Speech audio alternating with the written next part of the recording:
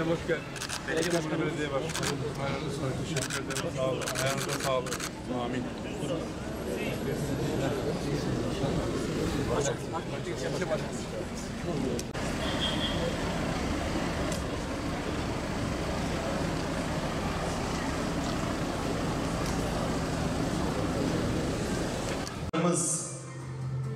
Geliyorlar.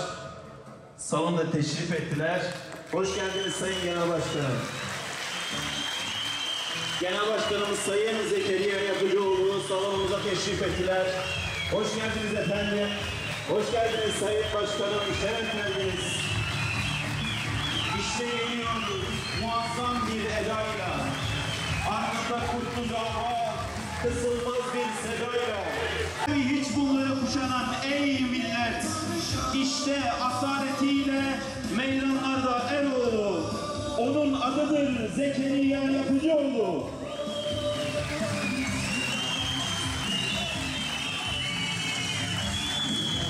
Hoş geldiniz.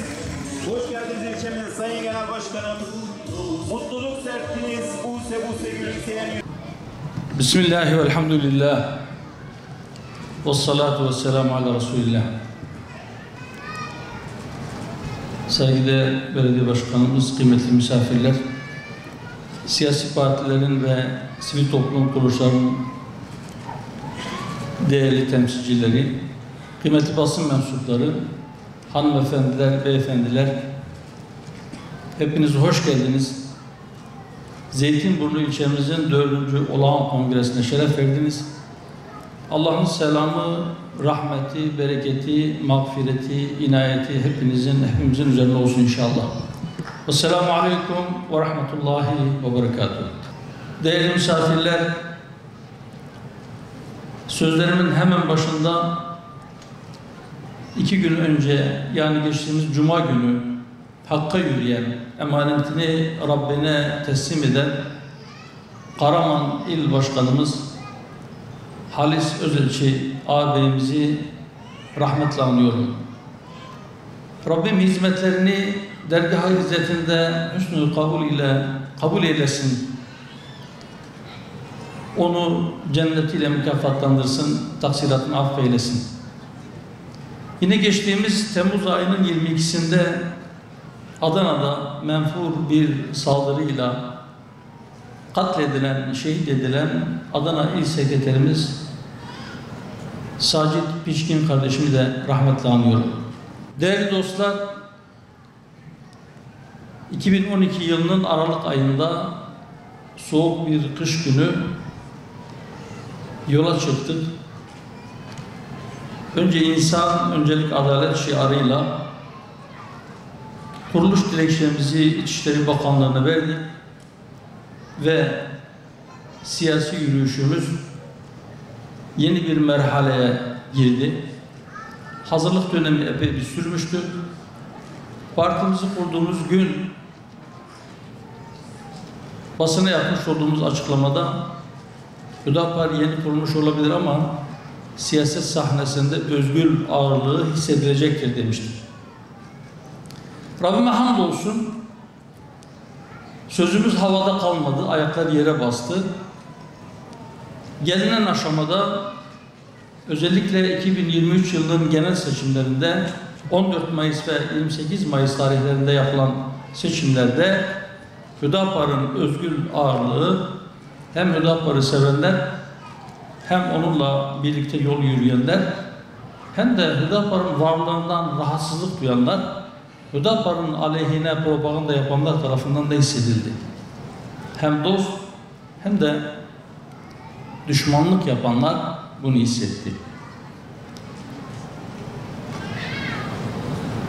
Biz yola çıktıktan sonra evet önce insan, öncelik adalet dedik. Bazı merhaleler kat ettik.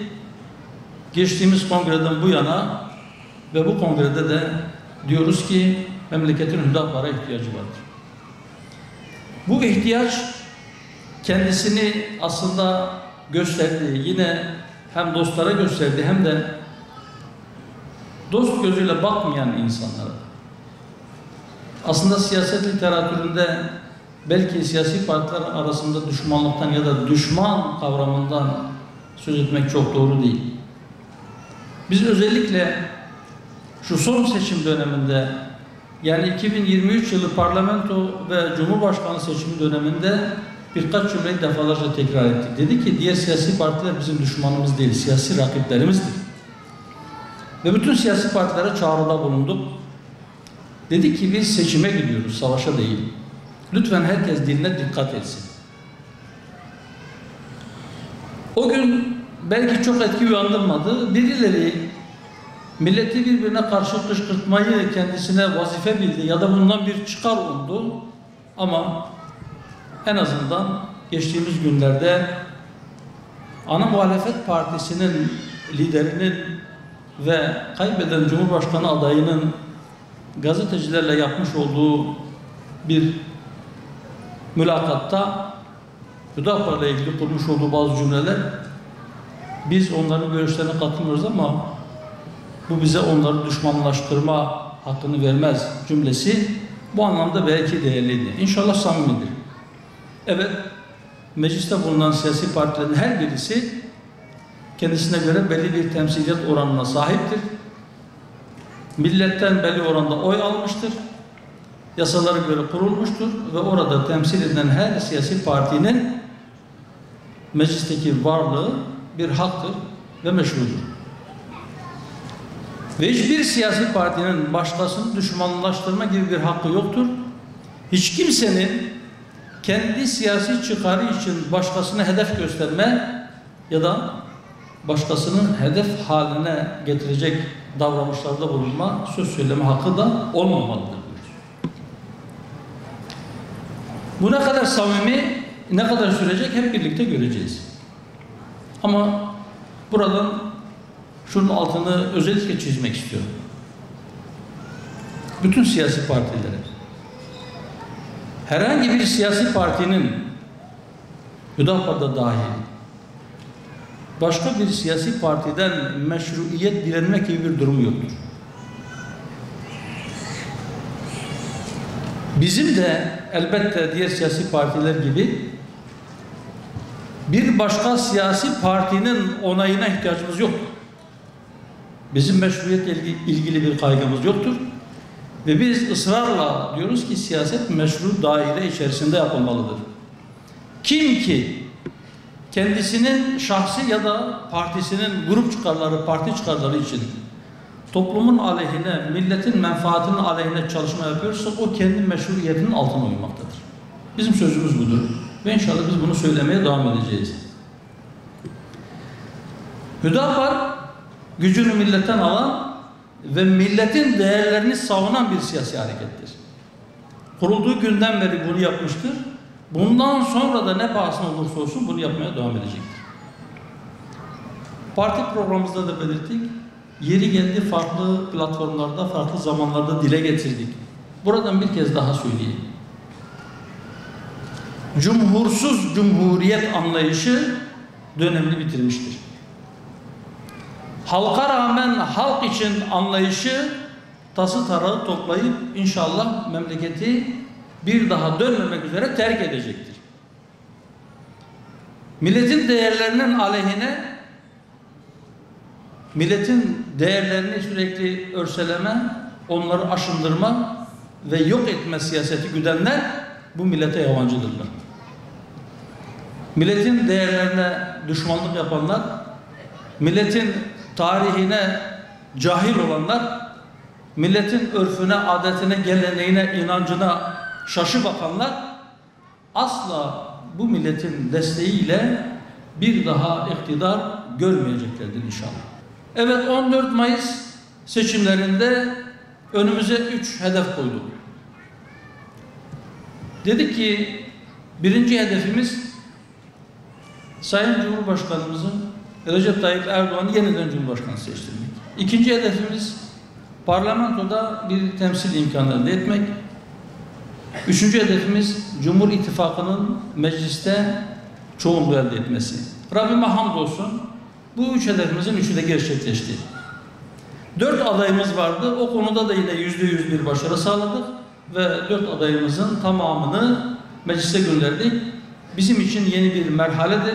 Bizim için yeni bir fırsattır, yeni bir şanstır. İnşallah daha çok hizmet etme noktasında ve hakkı daha gür bir sesle dile getirme noktasında bu yeni merhalede sorumluluğumuzun farkındayız. Yükümüzün ağırlaştığını biliyoruz ama inşallah sadece 4 vekille bile olsa siyasetin gidişatına olumlu manada katkı vereceğimize inanıyoruz. Kıymetli dostlar, gündem yoğun. Ben elbette gündemdeki bütün konuları ayrı ayrı uzun uzadıya burada tartışacak değilim ama en azından gündemdeki meselelerden bazılarıyla ilgili, temel bazı meselelerle ilgili yaklaşımımızı burada bu vesileyle sizlerle paylaşmak istiyorum. Biliyorsunuz yarın okul öncesi ve 1. sınıflar için 2023-2024 eğitim öğretim yılı başlıyor. Eğitim politikamızla ilgili daha önce zaman zaman açıklamalarda bulundum. Fakat ben bunlardan özellikle en temel olan birkaç hususu müsaadenizle dile getirmek istiyorum. Birincisi aslında hani biraz önce dedim ya, cumhursuz cumhuriyet ve halka rağmen halk için anlayışı, batıcı, batı hayranı, batıya öykünen anlayış ve zihniyet belki tek tip insan yetiştirme konusunda en elverişli aparatı eğitim sistemi olarak gördü ve batıcı eğitim sistemini alıp bizim memleketimize, bizim milletimize empoze etmeye çalıştı. Eğitimin sadece adı milli. Ama öyle bir eğitim sistemi, öyle bir müfredat, öyle bir yapılanma getirdiler ki her bir nesil bir öncekine benzemesin diye özel bir uğraş, özel bir çaba sarf edildi. Batı'da şu anlayış vardır. Batı'nın anlayışına göre insan insanın kurdudur. Hayatın temel felsefesi cidaldır, çekişmedir, yarışmadır. Büyük balık küçük balığı yutar. Güçlü olan ayakta kalır, zayıf olan ezilir. Bizim medeniyetimiz bize bunu söylemiyor. Bize göre hayatın temel kanunu cidal, savaş, çekişme, yarışma değildir. Hayatın temel kanunu kardeşliktir, dayanışmadır, yardımlaşmadır. Zayıfın elinden tutmadır. Zulme karşı çıkmadır. Güçsüzü korumaktır, kollamaktır. Açı doyurmaktır.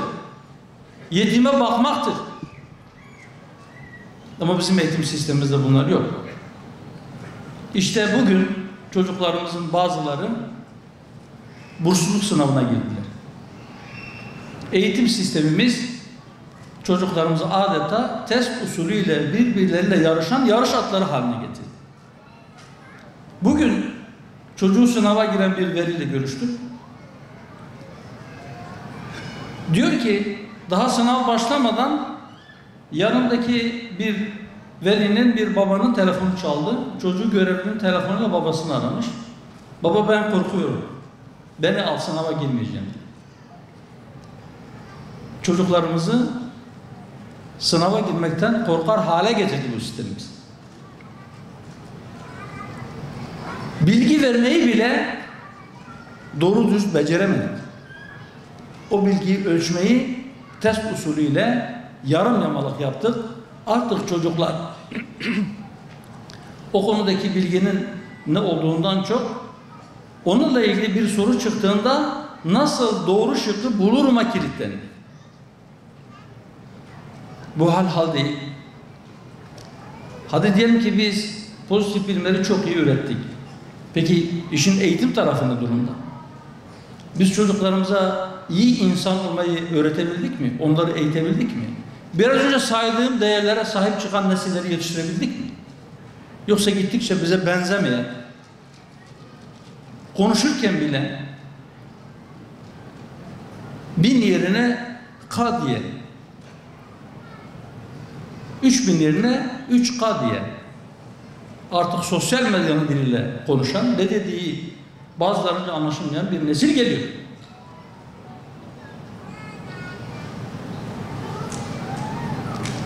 Bunları dile getirirken kimse kusura bakmasın. Ama milletçe hepimizin sorunudur ve milletçe bütün siyasi partilerin buna kafa yorması lazımdır. Özellikle tabii toplumu, gençliği bu hale getirmeye çalışanları ben bunun dışında tutuyorum. Aman onları uzak dursunlar. Batıcı eğitimin bizi getirdiği nokta budur. Belki isminden de başlayarak çocuklarımızı yeniden marifete ulaştıracak marifi kendimize hedef edilmeliyiz ve çok ciddi bir eğitim devrimine, bakın reformuna da demiyorum, eğitim devrimine bizim ihtiyacımız vardır. Eğitimle ilgili bir de şu husus var. Evet, okullar açılıyor. Malumunuz hayat pahalılığı özellikle dar gelirleri, sabit gelirleri çok ciddi manada zorluyor. Okullar açıldı. Kırtasiye masrafları, servis masrafları kara kara düşündürmeye başladı. Yasaya göre ilköğretim devlet okullarında parasızdır. Köy okullarında da kapanan okullar varsa öğrencileri başka okullara taşıyınca taşıma parasını da bakanlık karşılıyor. Ama şehirlerde okula gitmek için servis tutmak zorunda kalan veliler kara kara düşünüyor. Biz parasız eğitim tanımının içerisine kırtasiye masraflarının ve dahi okula gidip gelirken ödenecek servis masraflarının da dahil edilmesini istiyoruz, bekliyoruz, öneriyoruz.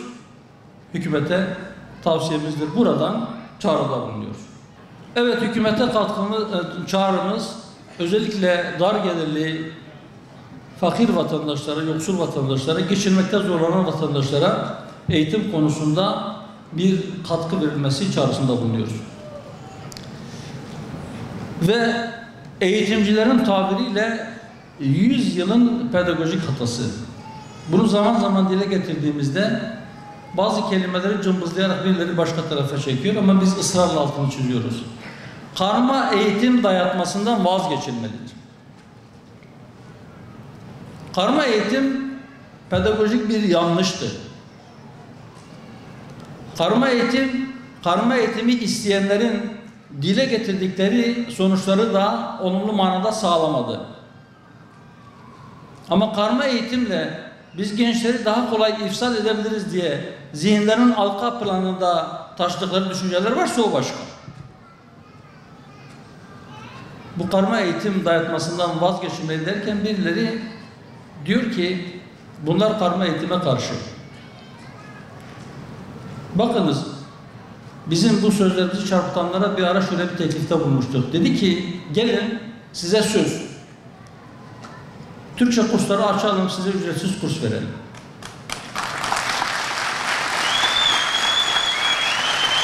Eğer ne dediğinizi anlamıyorsanız siyaset yapmayın ya da gazetecilik yapmayın.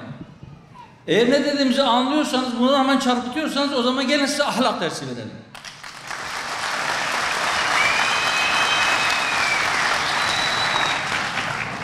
Biz diyoruz ki karma eğitimi dayatmayın. İsteyen veli çocuğunu, kız okuluna, erkek çocuğunu erkek okuluna gönderebilsin. Bu bir haktır. İsteyen de çocuğunu karma okula göndersin. Ama sen kendine demokrat olan sen, kendince özgürlükçü, hürriyetçisin, diyorsun ki hayır, herkes çocuğunu karma eğitime gönderecek. Ben diyorum ki sen çocuğunu karma eğitime göndermek istiyorsan buyur gönder, ben sana engel olmuyorum. Ama sen de bana engel olma. Sen bana dayatma hakkını kendinde görüyorsun ama sen özgürlükçüsün, ben dayatmacıyım, öyle mi? Hadi orada. Millet sizi görüyor. Millet sizin ne yapmaya çalıştığınızı da biliyor. O yüzden zaten siz milletten vize alamıyorsunuz. Şimdi bu karma eğitim dayatmasıyla ilgili onların bu dayatmacılığından bahsederken aklıma bir şey geldi. Geçen gün bir televizyon kanalında gazeteciler tartışıyor. Yine Hüdapar'ı tartışıyorlar. Anayasa değişikliği vesilesiyle tartışıyorlar Hüdapar'ı ve diyorlar ki Hüdapar anayasanın ilk 4 maddesinin değiştirilmesini istiyor.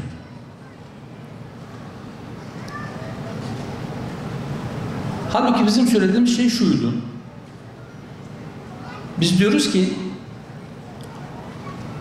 anayasanın herhangi bir maddesinin değiştirilemez olduğuna karar vermek kimin işidir? Veya kimin buna hakkı vardır? Neticede bu bir beşer sözüdür değil mi? Beşer sözü eskir. Bugün için siz oraya yazdığınız cümlelerin, kelimelerin en doğrusu olduğunu düşünebilirsiniz. Ama 3 yıl sonra, 5 yıl sonra ya bundan daha iyisi vardı diyebilirsiniz. Bu 50 yıl sonra da olabilir, 100 yıl sonra da olabilir. Ama nihayetinde beşer sözü eskir. Ve o kişilerden bir tanesi diyor ki yani bunları tartışmaya açmak, anayasanın 4. maddesini yürürlükten kaldırmak demokrasiye bir darbedir. Laf cambazlığını görüyor musunuz? Şimdi bu kelimeler üzerinde biraz açalım müsaadenizle. Bakın birileri zannediyor ki 1920'de meclis açıldı. O ilk meclisin yapmış olduğu anayasada bunlar var. Bu maddeler var ve bunların değiştirilemez olduğu var. Öyle bir hava estiriyorlar. Halbuki ben size söyleyeyim, hukukçu kimliğimle söyleyeyim. 1920'de bir meclis toplandı. 1921'de bir anayasa yaptı. O anayasada bunlar yok. 1924'te ikinci meclis bir anayasa yaptı. Orada da yok. 1960'da bir askeri darbe oldu. Askeri darbe 1961'de bir anayasa yaptı. Orada da yok. 1980 12 Eylül'ünde bir askeri darbe daha oldu. Kenan Evren ve çetesi darbe yaptı. Bir anayasa siparişi verdi. O anayasa siparişi üzerine bazı hukukçular toplandı. Darbecilerin istediği şekilde bir anayasa yaptılar. Getirdiler. Kenan Evren'in önüne koydular. Orada da yok. Peki ne zaman girdi bu? Kenan Evren dedi ki şuraya bir madde ilave edelim. 4. madde olarak yazalım, diyelim ki ilk 3 madde değiştirilemez, değiştirmesi teklif dahi edilemez. Ve kendi kalemiyle yazdı. Dedi ki bu da böyle olacak. Kim bu Kenan Evren? Meşru hükümeti darbeyle deviren, meclisi kapatan, daha önceki darbecilerin yapmış olduğu anayasayı silah zoruyla yürürlükten kaldıran, daha sonra bu darbeyi yaptı diye Ağır Ceza Mahkemesi'nde, Devlet Güvenlik Mahkemesi'nde yargılanan ve anayasayı zorla değiştirmekten dolayı ağırlaştırılmış müebbet hapis cezasına çarptırılan kişi. Yani darbeciliği hükmen tescilli. Doğru mu? Şimdi darbecinin yazmış olduğu bir cümleyi değiştirmeyi adamlar darbecilik olarak satabiliyor. Bakar mısın şu hale? Güler misin, ağlar mısın? Sorarsan adamlar demokrat, hürriyetçi, özgürlükçü, sivil, cuntalara karşı, askeri darbelere karşı. Ama bir darbecinin darbeci olduğu mahkeme kararıyla kesinleşmiş, sadece yaşlı olduğu için cezaevine konulmamış, müebbet hapis cezası almış bir darbecinin kendi kalemiyle yazmış olduğu bir cümleyi canhıraş bir şekilde savunuyorlar. Kimmiş darbeci? Neymiş darbecilik? Bu millet bunları konuşsun istemiyorlar. Ama biz konuşacağız. Bunlar konuşulunca, bunlar tartışılınca rahatsız oluyorlar. Beyler rahatsız olun. Zaten eğer biraz önce saydığım gibi milletin tarihine cahil, milletin inancına düşman, milletin gelenekleriyle, örfüyle, adetiyle barışık olmayan sizler bizden rahatsız olmazsanız aynanın karşısına geçip acaba biz değiştik mi diye kendi kendimize soracağız.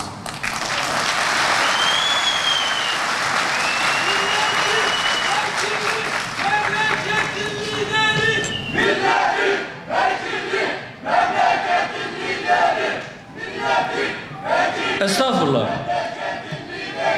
Arkadaşlar memleketin lideri olma vasfımız yoktur. Biz partimizin başkanıyız sadece.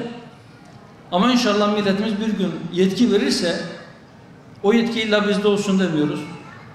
Dava arkadaşlarımızdan, yol arkadaşlarımızdan birisine ya da milletin değerlerini siyasete de hakim kılmaya çalışan her kim varsa onlar lider olsun. İlla biz memleketi idare edeceğiz gibi bir şeyimiz yok. Ama biz diyoruz ki memleketi idare eden zihniyet milletin zihniyeti, milletin örfü, milletin tarihi, milletin inancı olmalı diyoruz. Bizim şahsi bir davamız yoktur. Evet değerli dostlar, anayasa değişikliği dedik. 1 Ekim'de meclis açılıyor. Biz 2012 yılından beri parti programımıza da yazdık. Müstakil başlıklarımızdan bir tanesi yeni anayasa ve millet iradesi diyoruz. Yeni bir anayasa yapılmalıdır. Şu andaki mevcut anayasa 20 defa değiştirildi. Maddelerin 3'te 2'sinden fazlası değiştirildi. Evet ama bu anayasa halen 1982 askeri junta anayasasıdır. Mutlaka değişmelidir. Ve dedik ki daha önce siyasi partiler 2012 yılında bir komisyon kurdular. Hatta bu komisyonun uzlaşması daha mümkün olsun diye meclisteki sandalye sayılarına bakılmaksızın eşit oranda temsil edildikleri bir komisyon oldu. Bazı maddeler üzerine uzlaşı da sağladılar. Yaklaşık 60 madde civarında. Sonra olmadı. Kime sorarsanız bu anayasa değişmeli. Biz de o yüzden diyoruz ki, dedik ki, şimdi bir daha diyoruz ki, bütün siyasi partilerin bu millete vermiş olduğu bir söz var. En azından o gün mecliste olan 4 siyasi parti. Bunların millete bir sözü var. Ve bu askeri junta anayasasından memleketi kurtarma siyaset için bir namus sözüdür. O sözü verdiler, bu sözü yerine getirmeliler. Bizim için de bir görevdir. Biz bu konuda görevden kaçmayacağız, elimizden ne gelirse yapacağız. Buyurun, gelin oturalım, yeni bir anayasayı nasıl yapacağımızı birlikte konuşalım ve hep beraber kaleme alalım. Şu anda Sayın Cumhurbaşkanı'nın da çağrısı oldu. Aslında 2 sene önce bu çağrıda bulundu.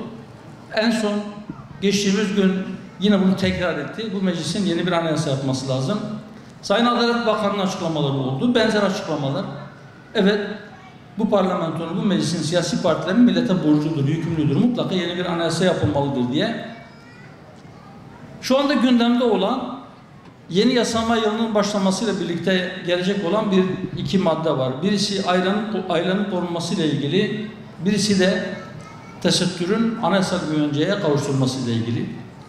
Bunlar da Hüdapar olarak bizim taleplerimizdi. Bu konuda desteğimizi vereceğimizi buradan bütün kardeşlerim adına ilan ediyorum. Biz buna destek veririz. Evet, tesettüre anayasal bir güvence gelmelidir. Evet, aile korumu mutlaka korunmalıdır. Fakat bunlar yetmez. Daha önce hatırlarsanız 2017 Nisan'da bir referandum yapıldı. Orada da dedik ki bu anayasa değişikliği geçmeli. İnşallah bu anayasa değişikliği tamamen yeni bir anayasa yapmaya giden yolun kapısı olur. Ve bu kapı açılsın dedik. O kapı açıldı. İnşallah bundan sonra tamamen yeni bir anayasa yapılır. Şimdi ailenin korunmasıyla ilgili anayasal değişiklik yapılacak. Yıllardır biz bağırıyoruz, çağırıyoruz. Canhıraş bir şekilde bağırıyoruz ama. Feryat figan ediyoruz. Diyoruz ki aile kurumu saldırı altında. Her türlü ahlaksızlık yaygınlaştırılmaya çalışılıyor.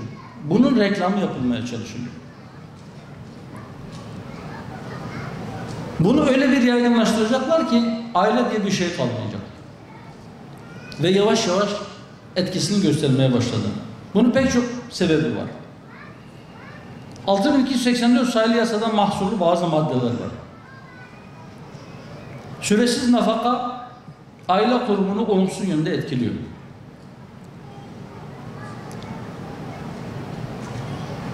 Ekonomik sıkıntılar nedeniyle gençler evlenmeye korkuyor. Evlilik sayılarında düşüş var, boşanmalarda patlama var.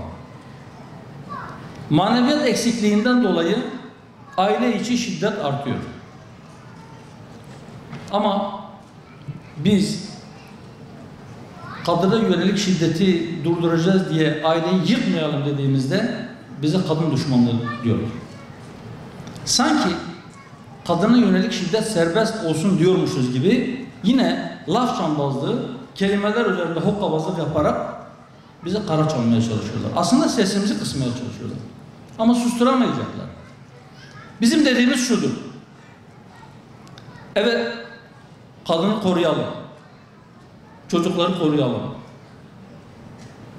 Hayvanları da koruyalım. Doğayı da koruyalım. Ama bunu yaparken başka bir şeyleri feda etmeyelim. Kadını korumak için aileyi hedef tahtasına oturtmanın bir manası yok. Ama o kadını koruyalım diyenlerin asıl amacı aslında aileyi çökertmek olduğu için kadını korumayı da sadece bir perde, bir sütre arkasına saklanacakları bir paravan olarak kullandıkları için bize öyle saldırıyorlar. Evet.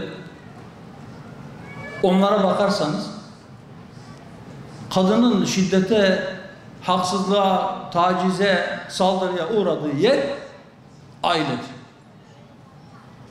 Ama aslında öyle değil. Kadın daha çok dışarıda, toplu taşımada, iş yerinde, sokakta, hatta bazen okulda saldırıya uğruyor, tacize uğruyor, haksızlığa uğruyor. Ve aile içi şiddet vakalarının, dışarıdaki şiddet vakaları da bunun içindedir elbette.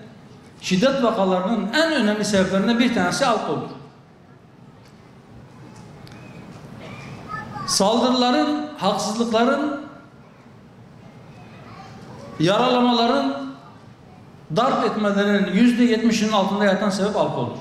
İnsanlar alkollüyken ya da uyuşturucu bir madde almışken bunları yapıyor.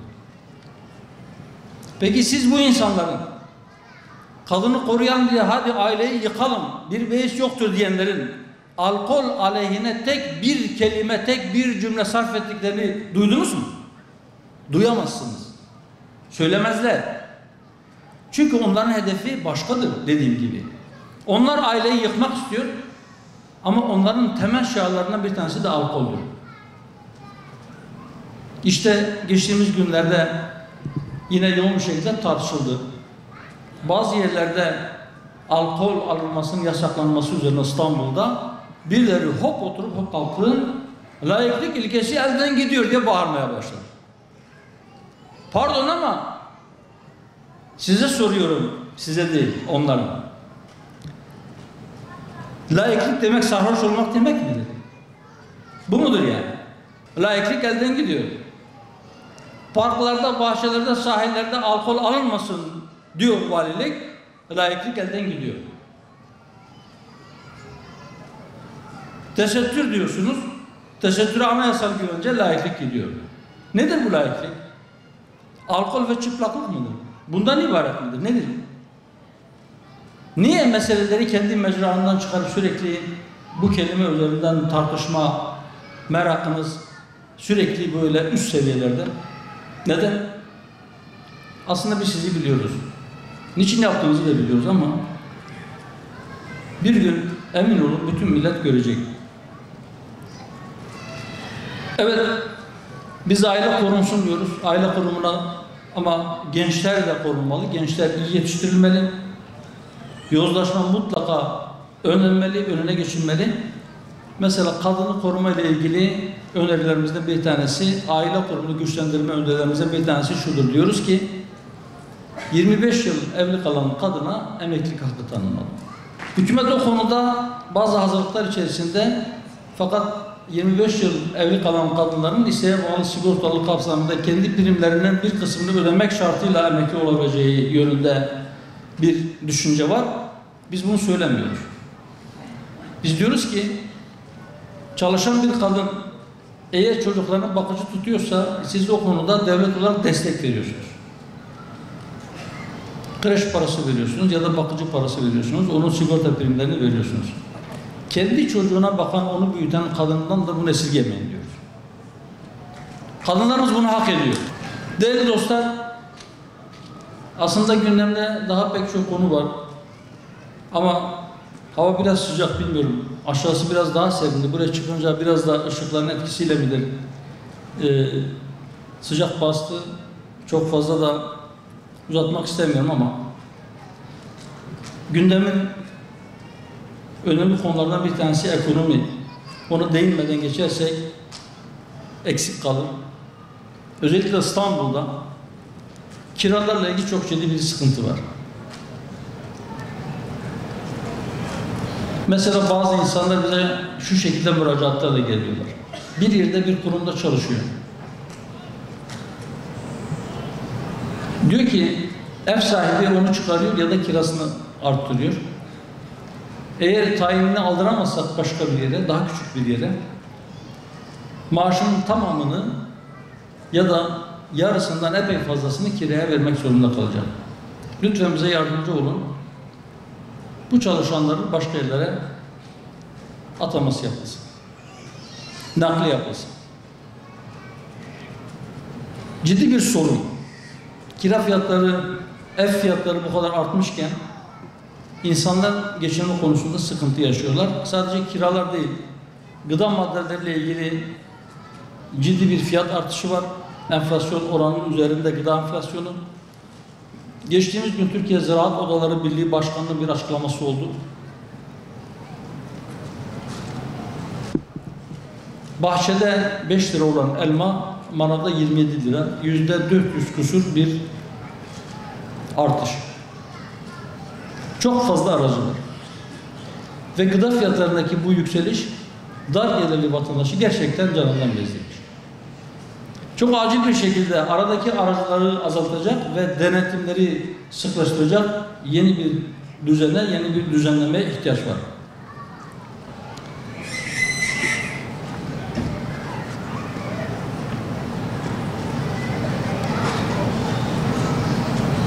Bu geçim sıkıntısıyla ilgili belki çok kişinin dikkatini çekmeyen ya da göz önünde olmadığı için çok fazla görünmeyen bir husus daha var. Çok sık tekrar ediyoruz. Zaman zaman bazı siyasiler tarafından da dile getiriliyor. Birkaç hafta önce Sayın Cumhurbaşkanı Yardımcımız Cevdet Yılmaz tarafından da dile getirildi. Bu bir yönüyle ümit verici bir şey. Neydi o? Biz diyoruz ki bütçe gelirlerinin çok önemli bir kısmı vergilerden oluşuyor. Bu vergilerin de ortalama olarak 3'te 2'si dolaylı vergiler. Bazen %61-62'ye düşüyor. Bazen %68'e 70'e 72'ye çıkıyor. Ama ortalama o bantta yani 3'te 2 civarında vergiler dolaylı vergiler. Vergi gelirlerinin 3'te 2'si dolaylı vergi. Geçtiğimiz sene de rakamı yanlış hatırlamıyorsam dolaylı vergilerin toplam vergi gelirleri içerisindeki payı %68 idi. Ne demek dolaylı vergi? İnsanların harcama yaparken ödediği vergi. KDV gibi, özel iletişim gibi, özel tüketim vergisi gibi. Dolaylı vergi demek az kazanan insanların sırtına vergi yüklemek demektir. Ama siz eğer gelir vergisi, kurumlar vergisi, servet vergisi gibi kazanırken ya da kazandıklarınızdan vergi verirseniz bu durumda vergi yükü çok kazananın sırtına biner. Kağıt üzerinde kademeli bir şekilde geliri artan insanların ödeyeceği vergi artıyor. Ama dolaylı vergiler dolayısıyla dar gelirliler hem kazanırken vergi veriyor hem de o kazandığının tümünü harcadığı için bir daha vergi veriyor ve vergi yükü asıl onların sırtına biniyor. Hükümete çağrımız. Evet, biliyorum. Dolaylı vergileri toplamak kolaydır. Zaten satıcılar sizin adınıza tahsil ediyor o vergileri getirip vergi dairesine yatırıyor.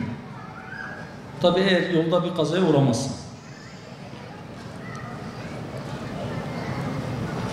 Siz dolaylı vergilerin bütçe gelirleri içerisindeki payını peyderpey kademeli bir şekilde düşürün. Düşürün ki millet rahat bir nefes alsın. Gerçekten kazandığı geçimine yetmeyen insanların kazandıklarının önemli bir kısmını harcarken vergi olarak devlete vermesi doğru bir şey değil. Vergiyi tabana yaymaktadır. Yani tabandakiler vergiyi versin, yukarıdakiler bazen o vergileri ertelesinler, sonra uzlaşmaya gitsinler, %5'iyle anlaşsınlar, %5'li verip 95'in üzerine çizgi çektirsinler. Bu adalet değil. İnşallah hem gelir dağılımını düzeltecek, hem geçim sıkıntısı çeken insanlarımızın, dar gelirlerin, sabit gelirlerin sırtındaki yükü hafifletecek bu uygulamayla ilgili müjdeli haberler beklediğimizi buradan ifade edelim. Bir de gençlerin korunması lazım dedik ya, şu son günlerde yine bizi ümitlendiren gelişmelerden bir tanesi, Sayın İçişleri Bakanlığı'nın bir açıklaması oldu. Uyuşturucuyla mücadele konusunda çok ciddi bir kararlılık ifade edildi. Dilerim gevşeme olmaz. Dilerim sokaktaki torbacılardan ziyade büyük balıklar yakalanır. Dilerim bu işin tacirleri ya da yurt dışından onları içeriye sokanlar ya da burada ihmal edenler ciddi şekilde takip edilir ve gençlerimiz bu bataklığa düşmekten kurtarılır. Okullar açılıyor. Bu uyuşturucu tacirleri genç yaşta çocukları kendi ağlarına düşürmek için okulların etrafına da pusuya atıyorlar.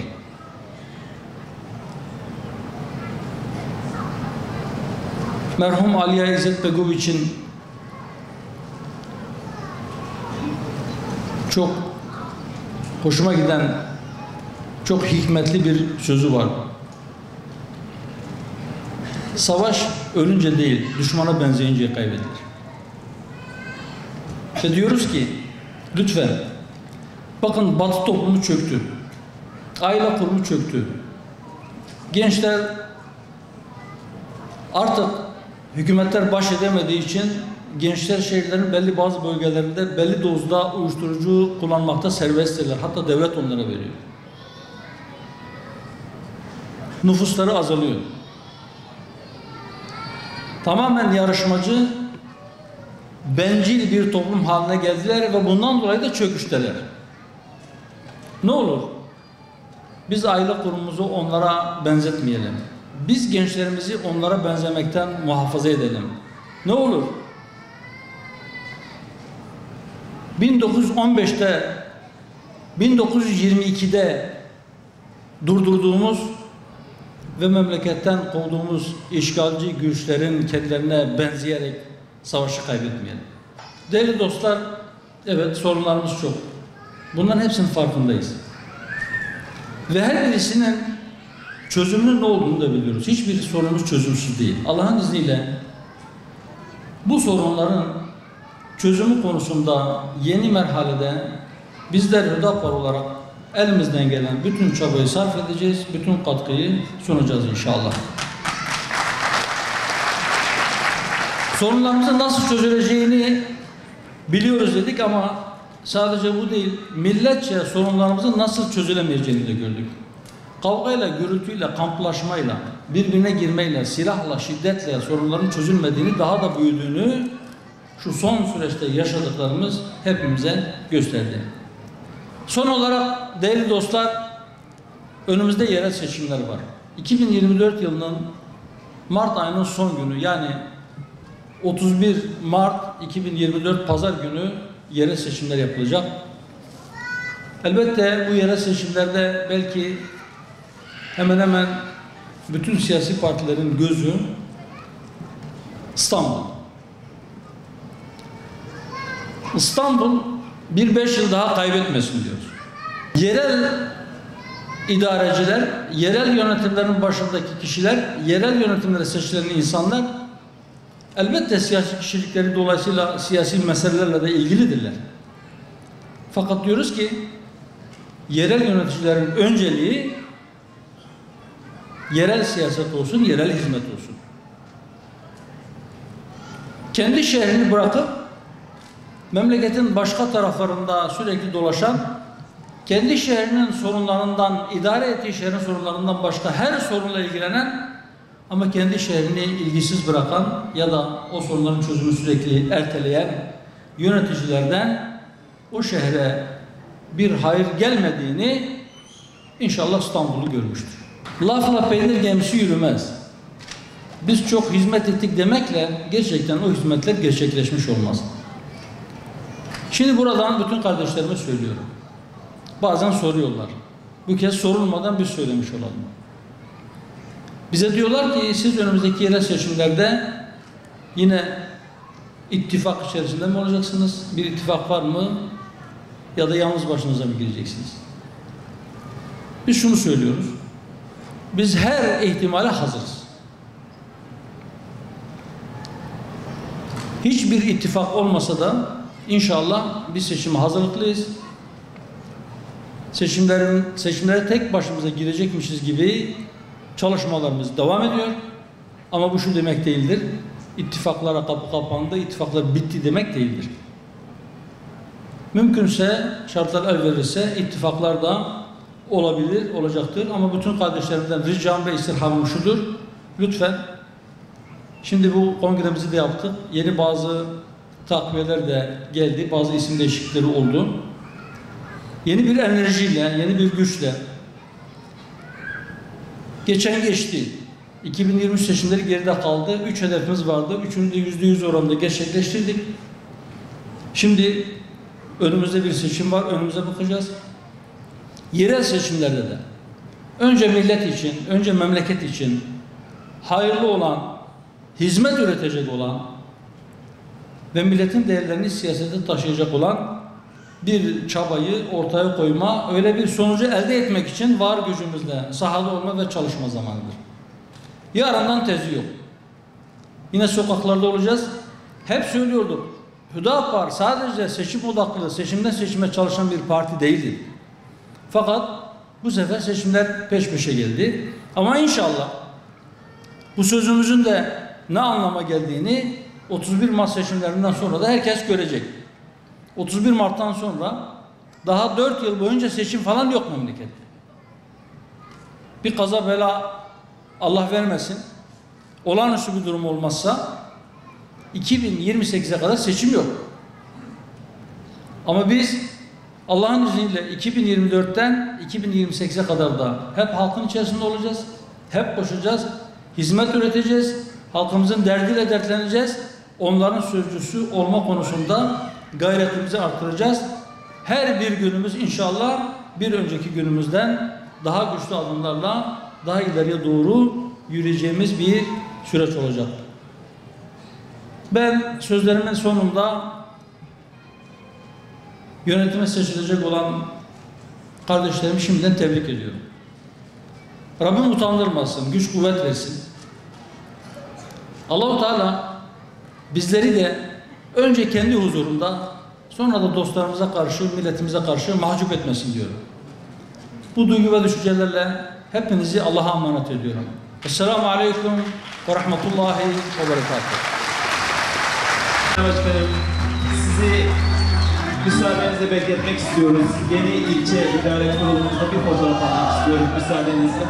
Hemen ilçe idare kurulumuzu lütfen buraya alalım. Sayın Başkanım.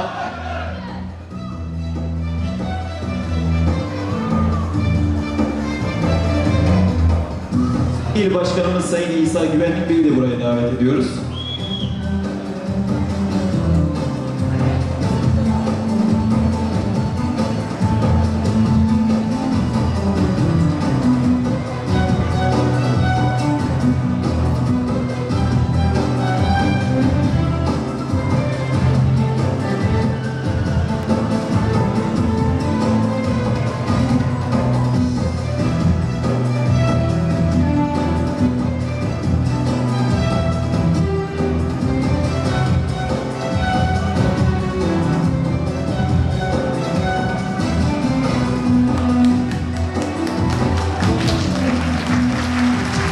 Sayın Genel Başkanımıza teşekkür ediyoruz. Şeref bulduk.